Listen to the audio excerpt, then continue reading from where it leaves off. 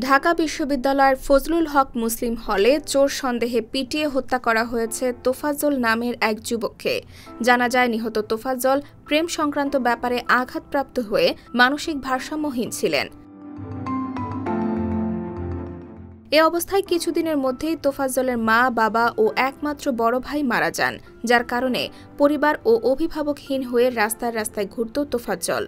বৃহস্পতিবার বাংলাদেশ ছাত্রলীগের সাবেক কেন্দ্রীয় যুগ্ম সাধারণ সম্পাদক ও ঢাকা বিশ্ববিদ্যালয়ের আইন বিভাগের সাবেক শিক্ষার্থী আরিফুজ্জামান আল ইমরান তার ফেসবুক অ্যাকাউন্টে একটি স্ট্যাটাস দিয়ে এসব তথ্য জানান। আরিফুজ্জামান আল ইমরান লেখেন, তোফাজ্জল বরগুনা জেলার পাথরঘাটা উপজেলার সন্তান। তোফাজ্জল পাথরঘাটা উপজেলার কাঁঠালতলী ইউনিয়ন ছাত্রলীগের সভাপতি ছিলেন। এই ছেলেটি বেশ সজ্জন, পরোপকারী ও নেতৃত্বগুণ সম্পন্ন ছাত্রনেতা ছিল। ব্যক্তিগত জীবনে প্রেম সংক্রান্ত একটি বিষয় নিয়ে আঘাতপ্রাপ্ত হওয়ার প্রথমে কিছুটা মানসিক ভারসাম্য হারায়। তোফাজ্জল পরিবার ও অভিভাবক শূন্য হয়ে পুরোপুরি মানসিক ভারসাম্য হারিয়ে ফেলে গত ৩ থেকে ৪ বছর ধরে। বিগত ২ থেকে ৩ বছর তোফাজ্জল প্রায় ঢাকা বিশ্ববিদ্যালয় ক্যাম্পাসে ঘুরে বেড়াত।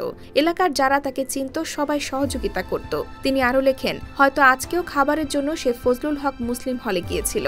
সেখানে তোফাজ্জলকে চোর সন্দেহে FH হলে আটক করে। সেখানেই তাকে পিটিয়ে নির্মমভাবে হত্যা করা হয়।